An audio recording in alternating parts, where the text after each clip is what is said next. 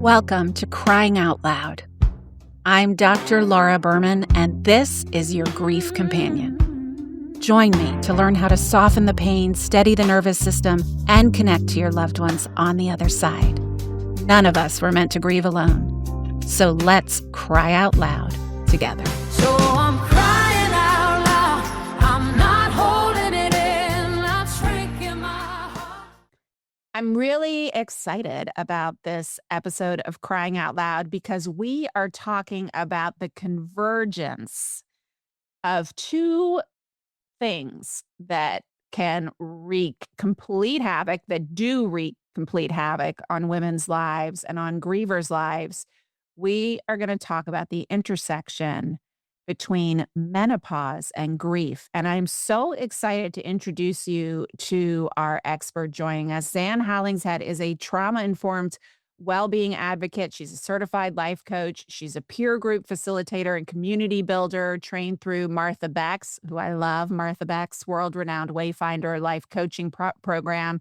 And she's also certified in mother loss support via Claire Bidwell Smith and Hope Edelman's program for professionals. I'm just so excited to talk to you, Zanne, and to have this conversation with you. Thank you so much for being here. Ooh, Laura, thank you for having me. It's really an honor. It's a unique intersectional space to talk about, and I think your community is really a perfect place to address, as you said, these magnificently impactful transitions in our lives that we experience as women and as individuals. My dear friend and emotional support angel, Tina Cameron, has known Zanne for many years, but we met for the first time at a grief-tastic book fair. We did. It's funny because, I've been a sex, love, and relationship expert for 3 decades. I was, we'll get into this in a minute, but I was working deep in the menopause space before that dumb poop study came out that shut it all down in the early 2000s, the Women's Health Initiative. But it's been something that has been coming up constantly since then, obviously, and more so in the public forum, right? Over the past couple of years, thank goodness, as where it's been revitalized and that study that shut it all down has been debunked. But it's been coming up so much with the grieving women that I talk to because there's this point for so many of us where often around the time we're reaching perimenopause and menopause, we are also facing big loss, right? Whether that's our parents or friends or illnesses or job loss. So it was really up for me. And I was just so excited to meet you and hear that not only are you a grief advocate, but you are really deep into the women's health and menopause space as well. I am. Yes, thank you. The timing was equally synchronistic for me, just for all the reasons that you mentioned. And also just finally being in a place in my own healing journey and professional journey where I'm really entering a lot of larger conversations where these two intersect. It's really an understudied area, as you know and have said. And it's exciting to be on the forefront of this for one major reason, really because our goal is to alleviate the suffering of women, to support women to the best of our abilities. And with the knowledge and the research that's now happening and the support that's really coming to the forefront, as you said, over these last few years, we're seeing tremendous possibility for women to not only survive these really challenging moments in our lives, these really challenging chapters in our lives, devastating chapters, but also to thrive. And I know this is what you talk about in your community all the time. So I think we're really aligned here, and it's going to be a magical conversation. And I'm sure there will be many more. Okay, so a little bit of background about me, just to put us to get the historical to connect with the present day. When I was 10 years old, I lost my mom to brain cancer. She died very quickly. It was an aggressive brain cancer. And she died about a year after my brother, who had been suffering with leukemia, went into remission. So I was 10, my brother was 13, and my mom passed away. So that kind of set the tone for my life. As you know, in the grieving space, there's a lot that happens developmentally in childhood that gets disrupted if you have an adverse childhood experience like loss, like the death of your parent. So, cut to moving through my life. I'm in my early 40s and not knowing that I'm having any symptoms of perimenopause, and actually not even knowing what perimenopause was. I don't think I had ever even heard the term before. The summer of 2017, my sister started suffering from sleep deprivation and extreme anxiety. She was a nurse, she was very successful, mother of two beautiful daughters, young, 8 and 10 at the time, and a very, very high tolerance for discomfort, a very, very high tolerance for managing a lot of hard things, which here we are, women. This is who we're trained to be. We're trained to be, warriors and push through everything in life. Now, just my sister, her name is Stephanie. And my mom's name is Charlene. I like to say their names aloud, especially in grief spaces.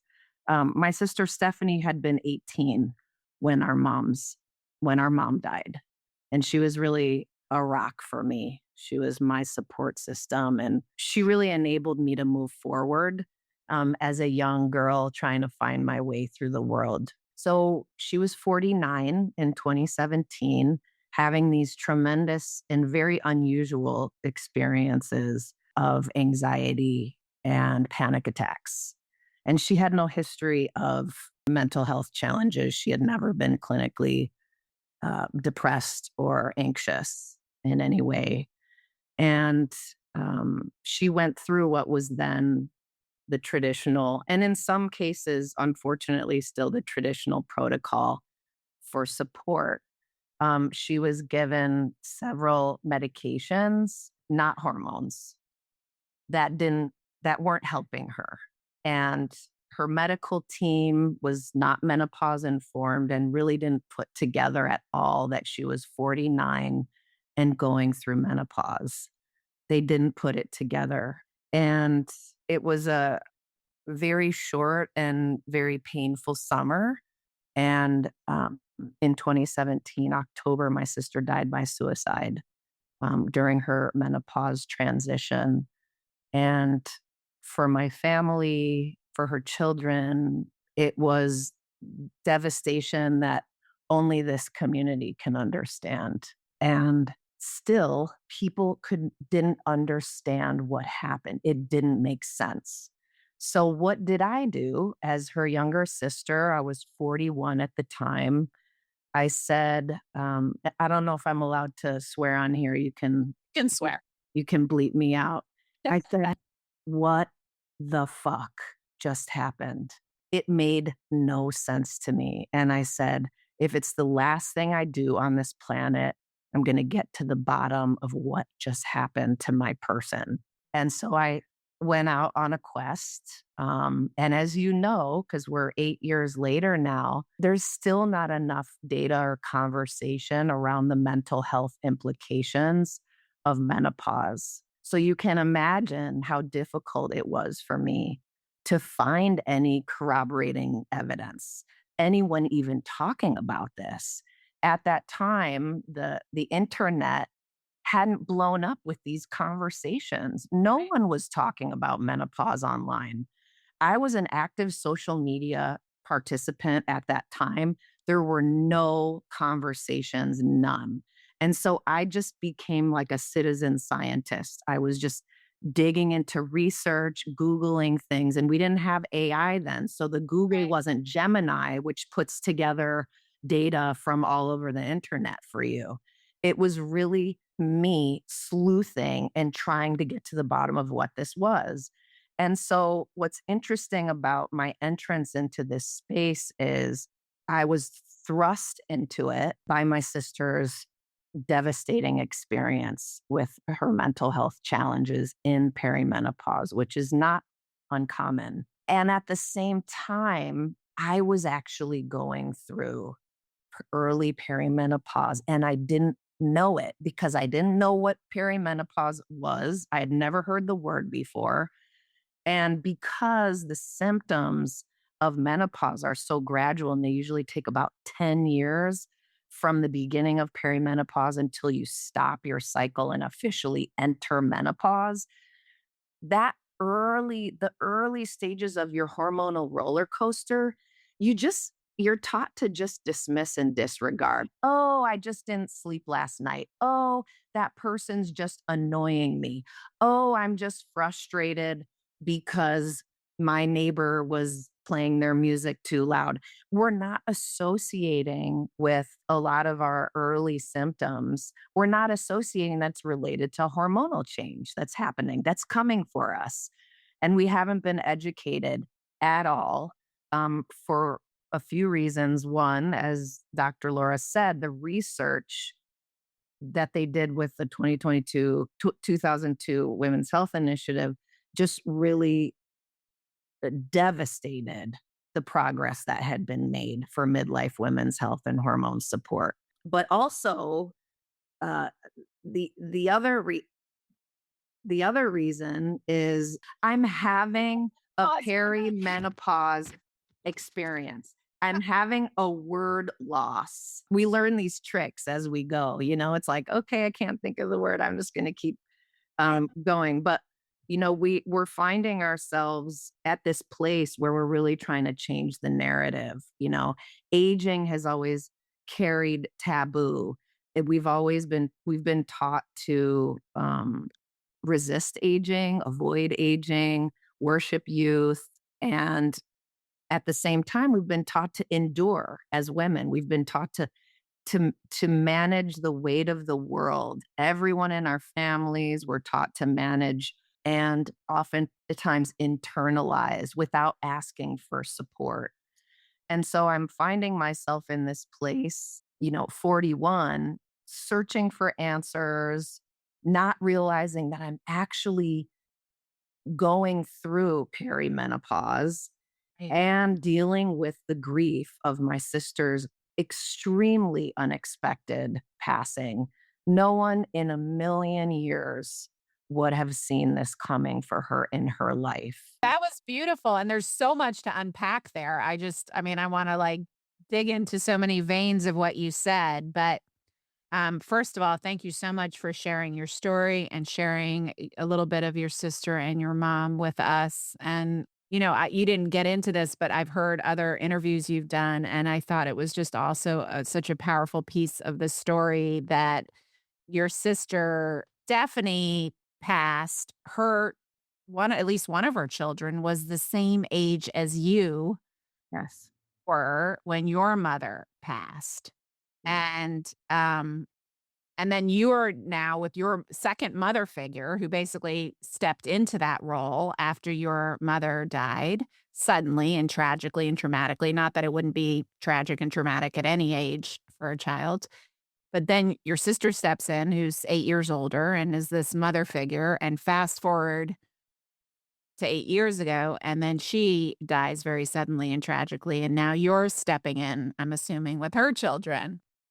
They're the light of my life. I love them tremendously, and they're, you know, the legacy of their mom and their grandma and myself and them is equally important. I want them and the future and us, everyone in this community, women in midlife right now, women who will be entering midlife, to have a different experience, to have support and to have solutions and not have to suffer in the way that historically women in midlife have had to suffer. So Yeah. we're here changing the narrative. We're doing that by educating each other. We're here by doing that by supporting each other. It's especially important, I think, in grief spaces like yours, where you're already talking about really the most devastating and difficult transitions to survive in our lives, and that's the death of loved ones.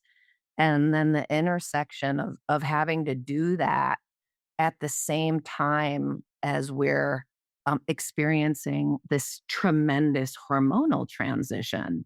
Yeah, and let's talk about this just for a minute, separate from grief, and then we're going to talk about the intersection, right? But from in the perimenopause, which can start, from your early to mid 30s, right? So it starts often 10 to 15 years before your last period. That's Right. right. So, and you're not considered menopausal per se until you've gone a year without a period. And as we've said already, the medical community is woefully under prepared because now that we can talk about hormones again and prescribe hormones, the majority of doctors have not been trained. They get That's like right. half a lecture on menopause and that's it. So you have to like be motivated and get special training to be a doctor that works with this. But Right.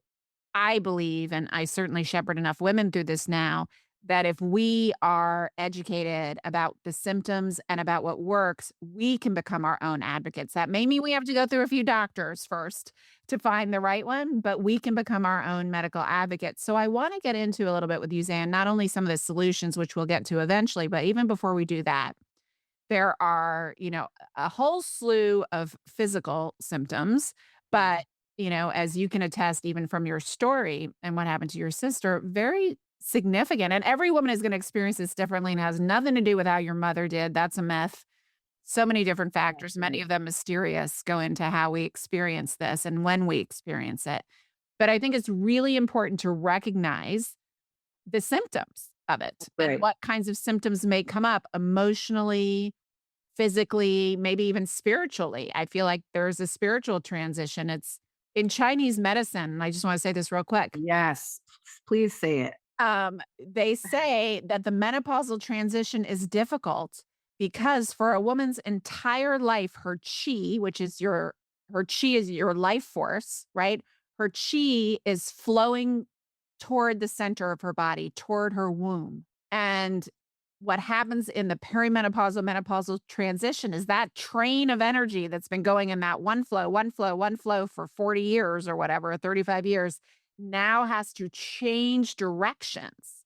And through the menopausal transition, that chi is changing directions, the flow of energy, so that it can fuel and feed the rest of the body. That's when women become wise women. That's when our intuition comes online in a whole new way. In most non-Western societies, those are the women that are revered for being the powerful shamanic psychic heads of society, not in our world, but in less Western communities and certainly in underdeveloped communities, that has always been the case. It got, we could get into the whole patriarchy, which we won't, but it basically got shut down at that point. And I think that's one of the reasons, as you were saying, Zan, that so many of us resist and society and the medical community resists really addressing this because, all right, we're old now. So we just gotta, our mother's generation, you were just done. You just sat around knitting and, sucked it up. So let's get into the symptoms and then let's talk about how grief makes those symptoms worse, interacts with those symptoms, how menopause interacts with grief and vice versa. And then we'll get into what the heck to do about it. Yes.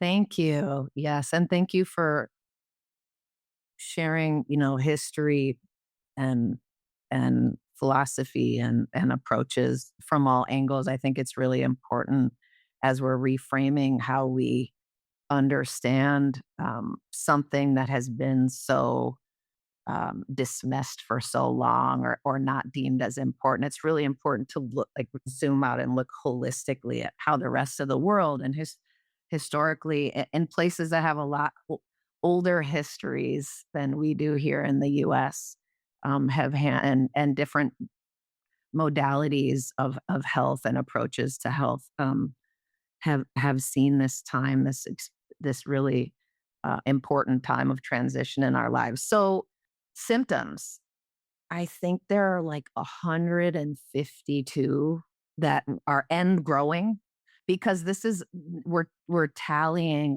we're collecting symptoms that were never recognized in the past, and adding them to this long list that seems to be never ending. So in addition to what you may think of as the typical or more popularly known symptoms, the vasomotor symptoms like night sweats and hot flashes, which not everyone has. I don't. I've never had one. And I'm uh, 50 years old and I have plenty of other symptoms. So if you're not having hot flashes and night sweats, that doesn't mean you're not in perimenopause. That's what a lot of people had been trained previously to think.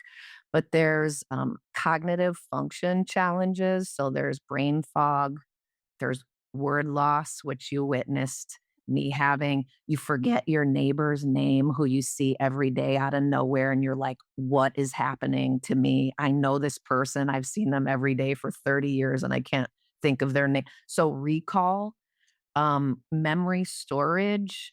So some of those are, the cognitive functional parts. Heart palpitations is a big one. A lot of women have heart racing. It presents as anxiety. It can present during the night. It can wake you up. It can mask as grief or exacerbate grief. Joint pain is a big one. A lot of joint pain and frozen shoulder. So you may not have a history of any joint issues, or you might have a history of joint issues, but you might have throbbing of your joints. Fatigue is a really big one. Chronic fatigue and general low energy. Teeth sensitivity. They go on and on. Sleep disruption. So those are some of the physiological ones. And then there are the ones that manifest as mental health presentations. So emotion regulation is really difficult. It can be really difficult to do. We can have sudden feelings of rage and lashing out. I mean, without even having the chance to really catch ourselves, there's something just flying out of our mouths. And that never happened before. That never happened I'm before. laughing because I literally told my doctor several years ago before I got on hormones, I was like, 2 weeks out of the month, I am ready to literally blow up the world. Yeah. Like I am ready to take it and everyone else down. And I see so many couples, because I'm a couples therapist, so many couples at this phase where she's like been, handling things. Now all of a sudden she's like, screw you and the cart you rode in on, I'm done, because and I think it serves a purpose too. Like I think it's almost developmental because we're getting to a phase where like our kids are kind of done and we're looking around and being like, wait a second, some things need to change here. And if we weren't catalyzed hormonally, I don't know that we would be motivated to change them in the same way. Like I feel like there's a evolutionary purpose to this kind of, even though we're not evolutionarily designed to live well past menopause. We haven't caught up with evolution thanks to modern medical technology and healthy lifestyles. We're living half our life in menopause, where technically if left to our own devices, we would be gone, once menopause started. But keep going. I digress. But the emotional stuff is very real. And I think that's even more so dives in, mixes up with the grief stuff. It does. It absolutely does. It makes you kind of tosses out the window everything that used to work, all your management systems that used to work prior to this, this roller coaster, this hormonal roller coaster that happens when we slow the production of estrogen, progesterone, and testosterone. And that is really similar to what happens in grief. And I know we're going to get deeper into the intersection of that. But everything that used to work in both of these circumstances doesn't really work anymore, right? So estrogen that we produce, once we start our cycle, we produce a lot of it, and that's young in our early years. It's the brain's like master regulator. It's like brain food. It's like superfood. So when perimenopause begins and we're in this fluctuation and we don't produce as much, it affects our ability to do a lot of things that the estrogen used to provide food for. So, and that includes emotion regulation, that includes producing and serotonin and dopamine and GABA and these other, neurotransmitter, these other elements that help us to regulate ourselves throughout the challenges of our lives, especially through our grief journeys. And so, whether it's serotonin that we produce for resilience and estrogen helps us produce that. It's we produce dopamine for motivation and other things. We produce GABA, and that helps us calm. So when our brain is not having the same amount of this estrogen brain food, and we have estrogen receptors on our whole bodies, brain everywhere, every organ, our skin, every function of our body is affected by that. The brain has to totally reorient itself. It's like, wait a minute, who am I? What's going on? Why am I not getting food? What do I do? It's extremely disorienting, and it lowers this emotional reserve that we have. It lowers our capabilities, our usual go to tools and mechanisms. It lowers our bandwidth. It lowers our patience. It lowers all these things that typically can be really helpful for us in our lives given, but really also through the grieving process. And so having, losing the ability to, losing the production of this in like an erratic way, right? So it's a roller coaster, can leave us really disoriented. And that's essentially, I think, helping women to understand that what's happening with this frustrating changes and feelings of disorientation, and I don't feel like myself, which is actually a symptom. I meant to Yeah, have that said is as a a good thing. symptom. Yes, you don't feel like you're I don't, it's it really helpful to understand that there is something physiologically happening with me that is making me feel like I can't handle the things that I want to be able to handle. I can't handle my usual daily things, and I can't in the same ways, yeah. and I can't handle my grief in the ways that I want to. Like your Um, capacity and ability to hold things and navigate things, your window of tolerance, as we call it, that's right. before you're gonna lose your shit or before you're gonna totally just not be able to function like I'm done, I can't deal with this, that like inability to deal with things or handle things or fly off the handle. Like that's a huge part of estrogen, but I think also progesterone, right? And That's right. progesterone also plays a huge role, I feel, because that's what I remember starting to take progesterone when I started to have the sleeplessness and, waking up in the middle of the night for hours. Yes. Progesterone really plays a huge role in that too, right?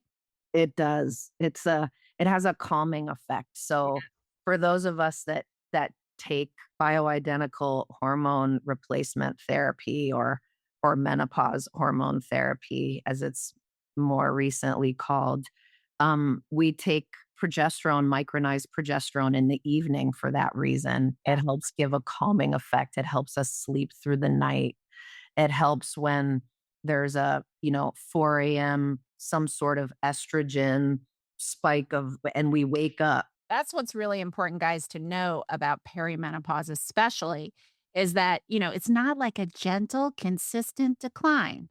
No. It's all over the place, spiking, dropping, lowering, slowly lowering, so like a woman in her 60s has half the testosterone, which we're going to get to in a second, that a woman in her 20s has, right? Yes. Slowly declining throughout the lifespan. But during this transition, it's like sparks flying. It's zooming up, it's dropping down, it's shooting different directions, your hormones. So it's not like a consistent decline. That's one of the That's right. parts of it. That's a huge part of it because the brain is like confused. It's like, Yeah.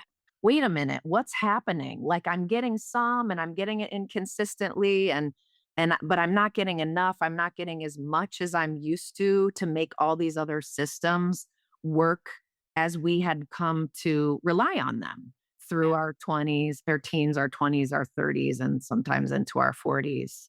Yeah, and testosterone, which I don't know how much. I mean, I'm really into testosterone. I feel like Me too. an important piece of the puzzle. I don't know. For me, it's really a huge part. Well, and just scientifically, it's a huge part of energy, general sense of well-being, Yes. um, Mental clarity. mental clarity, desire, sexual desire. Not that grievers are, not that I mean, at some point we're into sex again, but Yeah. the sexual response, testosterone plays a role in all of that, and that is declining as well. Okay, so I just ran through that because I want to get to the grief part. Yes. So we have estrogen primarily. I mean, there are other hormones, but we're talking about estrogen, progesterone, and I guess testosterone too, right? These are Absolutely. all over the place and also getting lower, starting in our mid 30s usually. And now we have a loss. That's right. Somebody dies and we are now grieving, right? So maybe it was recently, maybe it was a few years ago. How does that intersection, like, I can guess, right? And I'm thinking about it and I've been thinking about it, but you've been really in this. So how would you describe how those two dance together? Well, they dance together. It's a rough dance. It's a really rough dance. I mean, it's hard to say they dance together. They're more like, in a ring. Yeah. They're Um, boxing. They're boxing each other.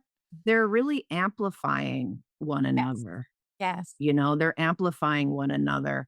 They're amplifying one another because they're affecting the same areas of the brain that and our bodies that as each other. Right. And So if you so had one of those things, it would be that's right. take you down. But when you have the grief and the perimenopause, menopause, right? And also there's all of this research about how as our estrogen levels start going down, it really affects our cortisol levels, which is That's right. hormone. And grief, when we lose someone and we're grieving, our cortisol levels are spiking. So That's right. It's the same response system yeah. that's activated here. Yeah. So Cortisol causes, well, you talk about the problems with the spiked cortisol. So yes. Well, so the effects of estrogen, on depression and anxiety are largely mediated through the influence on the pituitary hypothalamic space, adrenal space. And higher cortisol levels are linked to hot flashes, depressive symptoms, anxiety, anger, like anger, aggression. aggression, cognitive challenges, and then grief itself activates the same response system of cortisol. So we're just spiking all over the place. So in perimenopause, we're already dysregulated in this area. And then pile grief onto that. And that creates this compounding stress load Yeah. that the body really struggles to metabolize cortisol. And so we have this lowered production of these superfood hormones, and then heightened cortisol. And so we also know that heightened cortisol can support weight gain. We also know that decreased testosterone can support weight gain. We also know that when we're in grief and perimenopause, we have lower energy. And so our tank is empty. We're spent. We're emotionally depleted. We don't want to get out and exercise. I mean, it's as much as we know mentally we need to get out and go for a walk. It's like the last thing we can do. We're lucky to get out of bed some days. So it really is important to recognize that grief and the perimenopause roller coaster present similarly and exacerbate one another. And with that knowledge, we can very gently and slowly try to slow down and pull apart the symptoms that we can actually address through different means and tools and different support systems in the independent areas whether it's menopause care or grief care. Because the pylon is really creates a paralysis that leaves grieving women, grieving women who are somewhere in the hormonal transition journey. It really leaves us, with a devastating kind of pause and paralysis. Yeah. And where do we go with that when we Yeah. feel like I'm so stuck? Like I can't even begin. I can't even ask for help. I don't even know what I need. Everything's not working. Yeah. I'm Everything just, sucks. Yeah. everything sucks. I'm overwhelmed. I Yeah. don't feel myself and I'm not sleeping. And I hate the world. And and I'm having acid reflux. Yeah. And I'm not digesting the things I used to be able to digest. Forgive me for forgetting some of those other digestive and They're big. and food related. Yes. Oh, and by the way, I'm having chronic urinary tract infections because my pH is off. And oh yeah, and the list just goes on and on. And so we feel like we can't even get up before another wave just knocks us back down, right? Yeah. And so what I have seen time and time again is that we'll have perimenopausal women who are already struggling with the symptoms, and then a loss comes in, right? And their Yes. capacity to move with the loss is compromised even more by the fact that they aren't holding a full deck of hormones and they have all these symptoms already.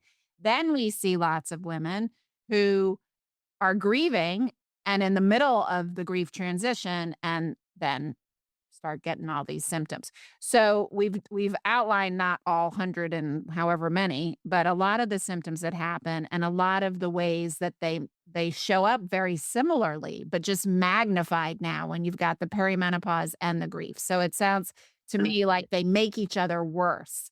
They So do. what are I can dive into this with you too because I have, some experience with this, but I want you to share how does okay, so we know the problems, we know the symptoms, we know this sucks. Now, what the hell do we do?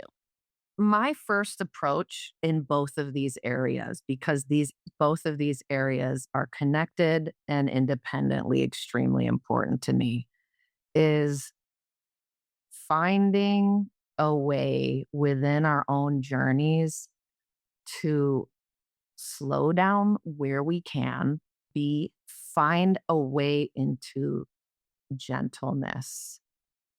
Okay. I say that really deliberately and slowly because our capacity and our bandwidth through both of these huge, devastatingly challenging transitions in our lives, we can feel so overwhelmed. So even asking someone to do something that's good for them can feel overwhelming. Yeah. So I start by saying, do less, actually. If you Find an area, even if it's one area in your life that you can do a little less, whether it's taking something on your to-do list and asking a trusted person to do that for you, even if it's small. Even we have to give ourselves the grace to start small, okay, and not expect a lot of ourselves, right? Yeah. So, yes. And I want to just really make sure that we talk about the hormonal in the time, I'm just being sensitive to Yes. time. Oh, yes. I want to make sure we talk about there's lots of logistical and emotional support, right? That is important too. But I think people have the least access to the hormonal support Okay. that's Yes. available to them, right? Or the medical support that can help. Because That's obviously, right. behavioral things like trying to exercise and taking things off your plate and getting support, really important. And we're going to talk before we end about Yes. our group, because I know you have a menopause support group that Absolutely. isn't specifically for grievers, but it's for menopause. But Yeah. share what you have learned around, what kind of, because to me, that's the hugest missing piece of the puzzle. We can find we need and we can find and we have to find the emotional support, but the Yes. medical support is where Yes. most people are clueless. Yes. Okay, great. Let's talk about that. And thank you for reframing that because I know this is a very aware, grief-informed community. You know how important sleep is and stress reduction and nervous system regulation and food, Well, nourishing food. we don't all know that, but just for this sake, we could spend 2 hours on that as well. Yes. Maybe we should, but I know you also Part get 2. it. Yeah, that's part 2. But it's usually all the things that just help your mental health in general will That's right. help with the menopause stuff from the Absolutely. emotional and behavioral side. But Yes. from the medical side, that's kind of unique.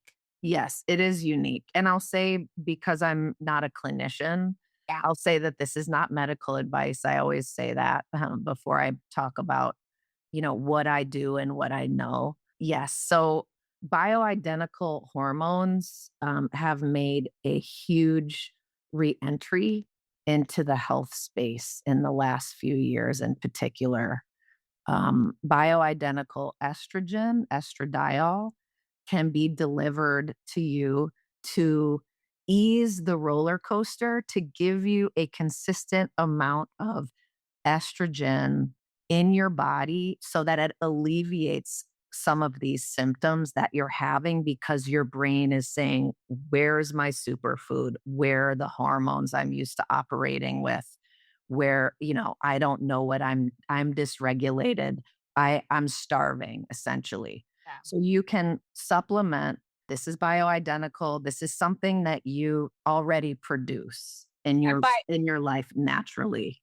And by bioidentical, just for so people understand what Xanis means, is that bioidentical, there are synthetic hormones, which are most pharmaceutical brands are, most of them, not all, are synthetic. So they aren't made from natural sources and they are in maybe like 1 to 3 dose sizes.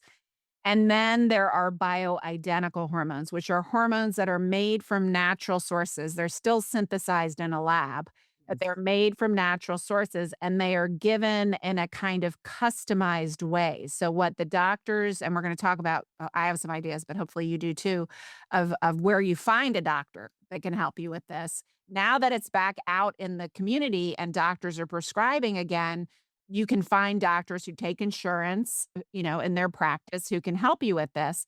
But when you do the bioidentical hormones, what they are doing is they're starting you on the smallest possible dose and monitoring your symptoms and side effects and then slowly titrating it up. So it can take, you know, 3 weeks to 3 months, depending on, your symptoms and how you're managing it all with and the doctor.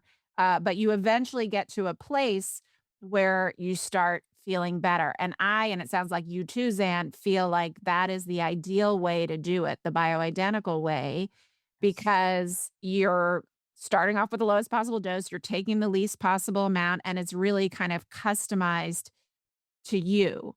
And That's some right. and some doctors, like my doctor who prescribes my hormones, wanted me to take a blood test. She wants to monitor blood tests. I tried to tell her the blood test isn't going to tell you anything because it's been like a month. It's telling you what my hormones were like 2 weeks to a month ago. It's not telling you what my hormones are today, and it's not an immediate. And for a lot of reasons, it's not an accurate measure. And Yes. but most doctors who take insurance and who are mainstream are going to want you to do a blood test just to cover their own tushies, and that's fine. but it's not really instructive, I don't think, of where you are hormonally. No, especially during perimenopause, because from minute to hour, your levels are different. Yeah. So it would have to be done in real time. There are a couple doctors that do these like 24-hour captures that are extremely expensive, Right. and I don't Right. know how That's accurate wild. they are, and that's not accessible. So I defer to exactly what you're saying, is blood work is really not actually what menopause specialists look for. They look for your symptoms. They believe you. They want to know how you're sleeping. They want to know, are you feeling yourself? They want to know, how are your mood swings? How's your digestion? They want to know very specific things that they know are affected by your hormonal production. And Yeah, and in they could deliver it in pills, patches, gels, creams. gels, creams, subcutaneous, where they put little pellets under your skin. So there's so many ways to deliver. And what I feel, it's like, as much as I'm frustrated that like we've been shut down and now all of a sudden, because a few celebrities are talking about it, the door is opened again. I'm primarily thrilled Yes, that we're talking about it again, because right now and moving forward, you are going to be able to get support. that's right. So a lot of the OBGYNs and general practitioners out there who take medical insurance and who are your regular doctors are now like, okay, we can talk about hormones again. And that's the That's good, right. right? That's the very good news. And I would say, just, to note, so that, people can feel aware of this, that there's also a lot of research on how transdermal, so that the patch, for example, transdermal estrogen, the patch gel, and also testosterone, which is delivered through a gel. That's the one that I do. There's different androgel. I I do different. I do injections. I Oh, love you do injections. Okay, yeah. So there's different ways of doing it. But there's a ton of research that's available now, as Dr. Laura is saying, that was not available before. So anything you're curious about, bioidentical estrogen, progesterone, testosterone, you can put it right in your own browser, and you can find studies that are showing its safety and efficacy. You can find the recent conversations with the FDA, where they're changing the black box warnings. They're removing the black box warnings from vaginal estrogen, from testosterone, from estrogen products in general, which used to be terrifying, which is terrifying, for women to keep running into. So Yeah, that's a big deal, and what she that's means a by the big deal. black box warning is, like, it's the warning label saying this can cause cancer. They are finally taking that off because Um, no evidence that it fricking causes cancer. that's right. So that is the good news, because now you're gonna go to a doctor, guys, and you're gonna wanna, talk to them about your symptoms, and you will, I can guarantee you that it is very likely that you will run into a doctor, and perhaps the first doctor you talk to is going to blow you off or tell you that you're too young or you gotta wait until you're menopausal or whatever else. Go to the next doctor. That's right. Right. This is one of those situations where we have to be our own best health advocate. And that means it right now, hopefully in the next 5 to 7 years, this is going to get significantly better. But right now, we are in this transition between doctors not being adequately trained and being scared of hormones, and now realizing, oops, maybe I can give hormones, but I don't know what to do. And I'm still a That's little right. uncertain. So you may have to go to more than one doctor. That's the good news, is that it's available to you.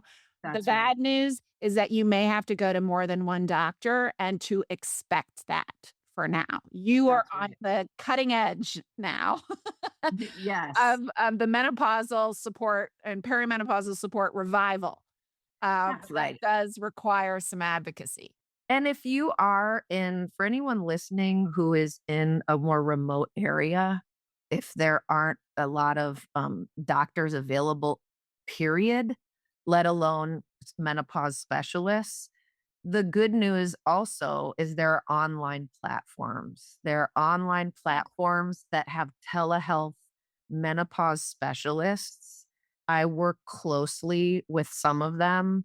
They're incredible opportunities for people globally to be able to access menopause care, even if you're nowhere near a menopause specialist. That's So so important. there's And My Alloy, there's MIDI, which I believe MIDI actually takes insurance. So if you're having trouble getting access right away and you're really, really set and ready to start, you could do what I did, which is put myself on a platform and get started on your own with a telehealth medical specialist, menopause specialist that will prescribe to you. They're prescribing certified OBGYNs. And you can start that way while you're seeking a specialist that you can see in person, and you can tell them that you're having this experience and then transition into a prescription from that menopause for that new menopause specialist. I had to do that because I started 3 years ago when I was still having my cycle regularly, yeah, and three gynecologists turned me away. see? Same, yeah, same with me. I went to a neuropsychiatrist and I, basically forced him to give me hormones because I understood it That's right. too. But, your average woman, now is the time. And I just want to mention before we close this part of our conversation, you have a menopause support group, which I love because I don't remember the exact title, but I talk all the time about how menopause is actually magic. That Yeah. we step into our genius, that we, with support, we need that hormonal support.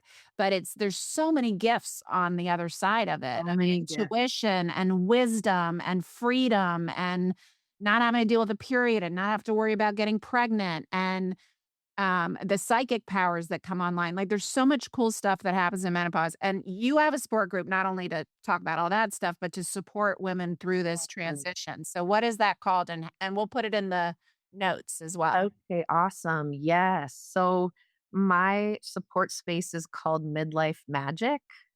And the website is midlifemagic.community. It's open, it's free. It's grown by word of mouth over the last 4 years. And I'm creating a more formal membership to it. But the space was created, as you said, just to create a sisterhood, a safe space to talk about what we're going through, to learn from each other's experiences, to be validated, to be seen. Oh, you're having acid reflux, so am I. Oh, you're having this, so am I. Oh, I just started trying the patch. I'm feeling a lot better. Oh, the progesterone's helping me sleep through the night. Yeah. Oh, is this happening to, and not to mention the other myriad changes that are going on in midlife, such as loss and grief of loved ones, such as relationships changing, such as careers changing, our identities changing. All of those changes bring about, you know, grief and the need for support and community. So I welcome anyone listening to sign yourself up to join our community. We meet quarterly, and you're welcome to be in community with us. We know how important it is to be seen and supported during this transition. I'd also like to say that if you are no longer having your cycle and you're menopausal, you don't have to think that it's too late for you for menopause support. Okay. So, for those who are listening who haven't had your cycle in a while, you're officially menopausal. Um, it's not too late to seek what kind of menopause hormone support is appropriate for you, your genetic history, your family history, and everything. So I still encourage anyone who's past perimenopause into menopause to seek that out. There are women on the forefront, also online, many, many, many doctor menopause specialists where you can educate yourself about this. You can arm yourself with facts so that when you go into your doctor, you know the right words to say, what to ask for, you know the statistics. Even if they're hesitant, you can present this to them. So please, as Dr. Laura said, please know that you're worth it to advocate for yourself. If you don't have the energy, seek someone like me, Dr. Laura, Tina, to support you and help walk through this journey with you and get you that support that you deserve. Yeah, I'm just thinking, Zan, I don't know if you have this or do this, but I would love if you did. So already in perimenopause and into the menopausal transition, our brains aren't fully online. Executive functioning isn't great, organization isn't great, energy, we've already laid all that out. Grievers with our lovely grief brain, we can't deal with stuff either, right? So as I'm listening to you, and I totally agree with everything you've said, I'm not disagreeing with you, but as I'm listening to you, I'm also aware that for most of us, we don't have the capacity to go and do research, No. right, shut down. So I want you or someone else to make a little cheat sheet with the science and the guide and so that women can bring that as obviously it's going to be they have to personalize some stuff to themselves, and talk about Oh, yeah. history and whatever else. But I want you to make that cheat sheet guide for women. Okay. I got you. I got you. And I'm not the only one with this cheat sheet. There are a few of menopause specialists that have these peri and menopausal guides and resources. And I'm happy to provide that as well. I have a spreadsheet that I'm willing to share with folks with those resources. So absolutely what to say, what the facts are, so that yes, with our limited bandwidth, we want to make this as easy as possible to do gently in a way that we can handle it with all the things that we're already navigating on this journey. Beautiful. Thank you so much. Yes, Oh, you can put thank the you. comment things. And I'm grateful to you guys for showing up for yourself. And I'm so grateful to you. Thank you, Zan, just for taking all of your pain and turning it into purpose, for doing the research and the learning and the pushing and the clarifying for us and helping to bring this forward to us so that we can really have this conversation about how to support ourselves, not only through grief and not only through menopause, but through menopause and grief. Thanks for listening and crying out loud with me. If something you heard today helped or made you feel less alone, please follow, share, and review. And for more tools and a community that deeply understands you and your pain, visit the Grief Healing Collective at drlauraberman.com/grief healing. I'll see you next time on Crying Out Loud. There's a hollow in my chest where your laughter used to be. A space at every table, an empty seat I see. The woman I was before you left didn't make it through, but love is still alive in me and still there between us two. They say just let it be alright, just keep your pain inside. But love this deep and pain this true were never meant to hide. So I'm crying out loud, I'm not holding it in, I'm shrinking my heart for the shape I am in.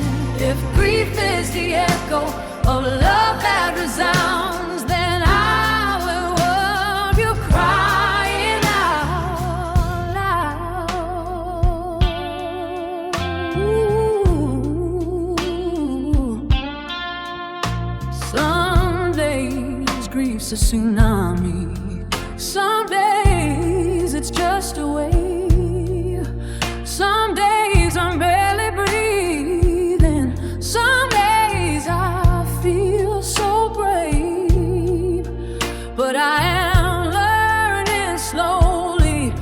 the breaking's about.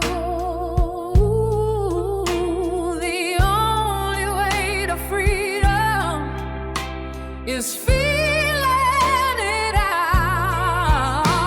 Every tear that hits the ground is not a sign I'm weak. It's the sound of love still reaching, still learning how to speak. So I'm crying out loud, let the whole world see. Love didn't lead, it's alive.